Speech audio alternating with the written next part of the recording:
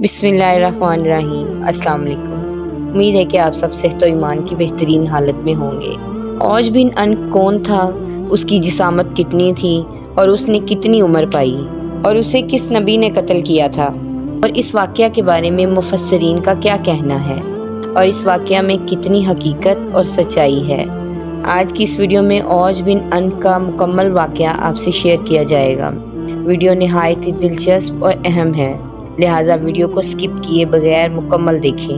عوج بن انق دنیا کا لمبا ترین انسان تھا جو طوفان نوح علیہ السلام میں بچ گیا تھا۔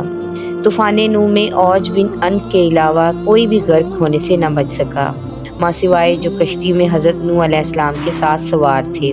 عوج کی نجات کا سبب یہ تھا کہ حضرت نوح علیہ السلام کو کشتی بنانے کے لیے ساگوان کی لکڑی کی ضرورت تھی، مگر اس کو اٹھا کر لانا ممکن نہ تھا۔ عوج بن انق وہ لکڑی شام سے اٹھا کر لایا تھا۔ اللہ رب العزت نے اس کے عمل کو قبول کیا اور اسے غرق ہونے سے نجات دی۔ روایات میں آتا ہے کہ بعد میں حضرت موسیٰ علیہ السلام کے زمانے میں فرعون کے دریائے نیل میں غرق ہونے کے کچھ عرصہ بعد اللہ رب العزت نے حضرت موسیٰ علیہ السلام کو حکم دیا کہ شام کی سرزمین میں ظالم لوگوں کو نکال دو اور خدائی کی راہ میں دشمنوں سے جہاد کرو، اور اپنی قوم میں سے 12 افراد کو 12 قبیلوں پر سردار مقرر کرو تاکہ سب اپنے سرداروں کے تابع رہیں اور اللہ رب العزت کے احکام کی پابندی کرتے رہیں۔ بس حضرت موسیٰ علیہ السلام نے ایسا ہی کیا۔ اللہ رب العزت کے حکم کے مطابق حضرت موسیٰ علیہ السلام اور حضرت ہارون علیہ السلام جہاد کے لیے اپنے سرداروں اور قوم کے ساتھ جب گولان کے مقام پر پہنچے تو اپنے سرداروں کو حکم دیا کہ ملک شام جا کر وہاں کے ظالم لوگوں کے حالات معلوم کریں۔ جب یہ لوگ وہاں پہنچے اور وہاں کے حالات معلوم کیے تو انہوں نے وہاں ایک بہت بڑے قد و قامت والے انسان کو دیکھا جس کا نام عوج بن انق تھا۔ روایات کے مطابق عوج بن انق حضرت آدم علیہ السلام کے زمانے سے حضرت موسیٰ علیہ السلام کے زمانے تک زندہ رہا۔ اس کی عمر 3500 سال تھی۔ اس کی ماں کا نام زفورہ اور باپ کا نام انق تھا۔ طوفان نوح علیہ السلام میں سے یہی شخص بچا تھا۔ روایات میں آتا ہے کہ اپنے طویل قد کی وجہ سے یہ شخص سمندر میں کھڑا ہوتا تو پانی اس کے ٹخنوں تک ہوتا۔ عوج بن انق سمندر سے مچھلیاں پکڑ کر آسمان کی طرف کرتا، سورج کی تپش سے مچھلیاں بھون کر کھاتا۔ عوج بن انق نے جب ان سرداروں کو دیکھا تو ان سے معلوم کیا کہ تم کہاں سے آئے ہو اور کہاں جا رہے ہو۔ ان سرداروں نے جب اس سے اپنا حال بیان کیا تو اس نے ان سب کو پکڑ لیا اور اپنی بیوی کو دکھانے کے لیے لے گیا اور اپنی بیوی سے کہنے لگا، دیکھو یہ سب میرے ساتھ لڑنے کے لیے آئے ہیں۔ یہ کہہ کر انہیں زمین پر رکھ دیا اور انہیں چیونٹی کی طرح پاؤں سے مسلنے لگا۔ تو اس کی بیوی نے کہا کہ ان کو چھوڑ دو، یہ کمزور اور ناتواں ہیں، خود بخود چلے جائیں گے، تجھے انہیں مارنے سے کیا فائدہ ہوگا۔ بس یہ سردار ظالم و جابروں کی کثرت سے ڈر گئے۔ واپس آ کر انہوں نے ملک شام کی ساری باتیں اور دشمن کی قوت کے بارے میں حضرت موسیٰ علیہ السلام کو بتا دیا اور بیان کیا کہ وہاں کے پھل بہت بڑے ہیں، اگر ایک دانہ انار کا نکالے تو آدمی سیر ہو جائے، اور اگر انگور کا ایک دانہ کھایا جائے تو پھر دوسرا دانہ نہ کھایا جائے گا۔ جو نشانیاں اور پھل لائے وہ حضرت موسیٰ علیہ السلام کو پیش کر دیے۔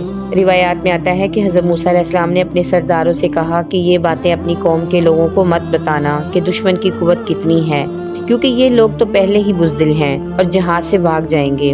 حضرت موسیٰ علیہ السلام کے اس حکم پر 12 سرداروں میں سے صرف 2 سردار اپنے وعدے پر قائم رہے، باقی 10 سرداروں نے عہد شکنی کی اور قوم کے لوگوں کو وہاں کا سارا ماجرا اور عوج بن انق کے ہاتھوں پکڑے جانے کا واقعہ بھی بیان کر دیا۔ جب حضرت موسیٰ علیہ السلام کی قوم نے سارا واقعہ سنا تو ڈر گئے اور جہاد سے کترانے لگے اور مصر واپس جانے کی تیاری میں لگ گئے۔ حضرت موسیٰ علیہ السلام نے اپنی قوم سے فرمایا، اے لوگو، تم جہاد سے مت گھبراؤ اور جہاد سے مت بھاگو، کیونکہ اللہ رب العزت نے یہ وعدہ فرمایا ہے کہ میں تمہیں ان کافروں پر فتح دوں گا۔ روایات کے مطابق حضرت موسیٰ علیہ السلام کی قوم کے 2 سردار یوشع بن نون اور کلاب بن کتاوہ اپنے وعدے پر قائم رہے اور اپنی قوم سے کہنے لگے، اے قوم، ٹھہر جاؤ اور جہاد کرو، اللہ رب العزت تمہیں فتح دے گا۔ اور حضرت موسیٰ علیہ السلام نے وعدہ کیا ہے کہ اللہ تمہیں ضرور فتح دے گا اور ان کو ہلاک کرے گا جس طرح فرعون کو ہلاک کیا تھا۔ جب تم لوگ اللہ رب العزت پر یقین رکھتے ہو تو اس پر بھروسہ کیوں نہیں کرتے؟ قوم نے کہا کہ ہم ساری عمر وہاں نہیں جائیں گے۔ اے موسیٰ، تو جان اور تیرا رب دونوں جا کے اس سے لڑو، ہم تو یہیں بیٹھے رہیں گے۔ حضرت موسیٰ علیہ السلام ان کے اس جواب پر سخت غصے میں آ گئے، اللہ رب العزت سے بد دعا کی، جس کی وجہ سے شام کی فتح میں 40 سال کی تاخیر ہوئی اور روایات کے مطابق اس مدت میں بنی اسرائیل کے نافرمان لوگ جنگلوں میں بھٹکتے رہے۔ دوسری طرف جب حضرت موسیٰ علیہ السلام اپنے ہاتھ میں عصا لیے حضرت ہارون علیہ السلام کے ہمراہ ملک شام روانہ ہو گئے تو موسیٰ علیہ السلام کے باغی قوم بنی اسرائیل نے واپس مصر جانے کا ارادہ کیا۔ تمام رات چلتے رہے، لیکن صبح ہوئی تو دیکھا کہ جہاں سے روانہ ہوئے تھے اب تک وہیں پر موجود ہیں۔ وہ سمجھ گئے کہ حضرت موسیٰ علیہ السلام کی بد دعا سے یہ حال ہوا ہے۔ تب یوشع بن نون نے ان سے کہا کہ اس میدان میں ٹھہر جاؤ، صبر کرو اور استغفار پڑھو جب تک حضرت موسیٰ علیہ السلام شام کو فتح کر کے واپس نہ آ جائیں۔ روایات میں آتا ہے کہ بنی اسرائیل کی قوم کے 6 لاکھ افراد حضرت موسیٰ علیہ السلام کی بد دعا سے 40 سال تک وہاں سے نہ نکل سکے۔ اس جگہ کا نام دیا ہے جو فلسطین، اردن اور مصر کے درمیان ایک میدانی علاقہ ہے۔ حضرت موسیٰ علیہ السلام اوج بن ان کے شہر کے نزدیک پہنچے تو لوگوں کی ہیبت ناک شکلیں دیکھ کر ڈرے اور اللہ رب العزت کی مدد مانگ کر آگے بڑھے۔ جب اوج بن انک نے ان کو دیکھا تو چاہا کہ پکڑ کر چونٹی کی طرح مسل دے اور کہنے لگا، تو بنی اسرائیل کا وہ سردار ہے جس نے فرعون کو اس کی فوج کے ساتھ دریائے نیل میں غرق کر دیا تھا۔ یہ کہہ کر اس نے حضرت موسیٰ علیہ السلام پر حملہ کر دیا۔ روایات بتاتی ہیں کہ حضرت موسیٰ علیہ السلام کا قد 70 فٹ تھا اور انہوں نے 70 فٹ اچھل کر اپنا عصا جو کہ حضرت موسیٰ علیہ السلام کے قد کے برابر تھا اوج کے ٹخنے پر مارا، جس سے وہ گر کر ہلاک ہو گیا۔ کہا جاتا ہے کہ اوج کی لاش 40 سال تک وہیں پڑی رہی اور اس عرصے میں اس کا جسم گل گیا اور صرف ڈھانچہ رہ گیا۔ جب حضرت موسیٰ علیہ السلام اور حضرت ہارون علیہ السلام جہاز سے سرخرو ہو کر واپس لوٹے تو اس کے ڈھانچے کو اٹھا کر دریائے نیل پر رکھ دیا اور بڑے عرصے تک وہ ڈھانچہ دریائے نیل پر پل کا کام دیتا رہا، واللہ عالم۔ یہ واقعہ اسرائیلی روایات میں بیان کیا گیا ہے۔ اس شخص یعنی اوج کے بارے میں روایات مختلف ہیں۔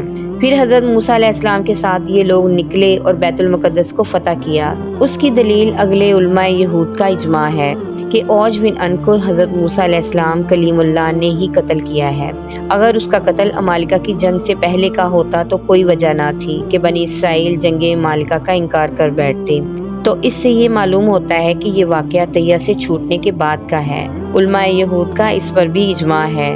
اب ہم اہل علم کی اوج بن ان کے بارے میں رائے کو بیان کریں گے، کیونکہ اس واقعے کے بعد ہر کسی کے ذہن میں یہ سوال پیدا ہوتا ہے کہ واقعی کوئی ایسا انسان تھا جو آدم علیہ السلام کی اولاد میں سے تھا اور اس قدر لمبی عمر والا اور انتہائی خطرناک حیوانیت والا تھا۔ اوج بن ان کے متعلق مفسرین اور محققین علماء نے جو کچھ لکھا ہے وہ آپ سے شیئر کرتے ہیں۔ وارف القرآن میں بیان ہے کہ اس موقع پر اکثر کتب تفسیر میں اسرائیلی روایات کی لمبی چوڑی کہانیاں درج ہیں، جن میں ان سے ملنے والے شخص کا نام اوج بن ان بتایا گیا ہے اور اس کی بے پناہ قد و قامت اور قوت و طاقت کو ایسی مبالغہ امیزی کے ساتھ بیان کیا گیا ہے کہ کسی بھی سمجھدار آدمی کی عقل سے بالاتر ہے۔ امام تفسیر ابن کثیر نے فرمایا کہ اوج بن ان کے جو قصے ان اسرائیلی روایات میں مذکور ہیں، نہ عقل اسے تسلیم کرتی ہے اور نہ شرع میں اس کا کوئی جواز ہے۔ اسی طرح تفسیر ابن کثیر میں مفسرین نے یہاں پر اسرائیلی روایتیں بیان کی ہیں۔ یہ لوگ اس قدر قوی تھے، اتنے موٹے تھے اور اتنے لمبے قد تھے۔ انہی میں اوج بن انک بن آدم علیہ السلام تھا، جس کا قد لمبائی میں 3333 گز کا تھا اور چوڑائی اس کے جسم کے 3 برس کی تھی۔ لیکن ابن کثیر کے نزدیک یہ سب باتیں واہی ہیں اور پھر یہ صحیح حدیث کے خلاف بھی ہیں، جیسا کہ حضور پر نور صلی اللہ علیہ وآلہ وسلم فرماتے ہیں کہ اللہ رب العزت نے حضرت آدم علیہ السلام کو 60 ہاتھ پیدا کیا تھا، پھر سے آج تک مخلوق کے قد گھٹتے ہی رہے۔ جیسا کہ قرآن پاک میں حضرت نوح علیہ السلام کی یہ دعا مذکور ہے کہ زمین پر ایک بھی کافر نہ بچے۔ یہ دعا بھی قبول ہوئی اور یہی ہوا، جیسا کہ قرآن پاک میں ارشاد باری تعالیٰ ہے، ہم نے نوح کو اور ان کی کشتی والوں کو نجات دی، پھر باقی کے سب کافروں کو غرق کر دیا۔ خلاصہ کلام یہ ہے کہ اوج نامی انسان سے متعلق جو باتیں بھی مذکور ہیں وہ سب کی سب ان اسرائیلی روایات میں سے ہیں جو قرآن و حدیث کے خلاف ہیں۔ ان باتوں سے پتہ چلتا ہے کہ اوج نامی شخص کا واقعہ حقیقی نہیں ہے اور یہ اسرائیلی روایتوں سے منقول ہے جو کہ من گھڑت ہیں اور ان پر یقین نہیں کیا جا سکتا، کیونکہ اسرائیل کی روایات خود سے بنائی گئی ہیں۔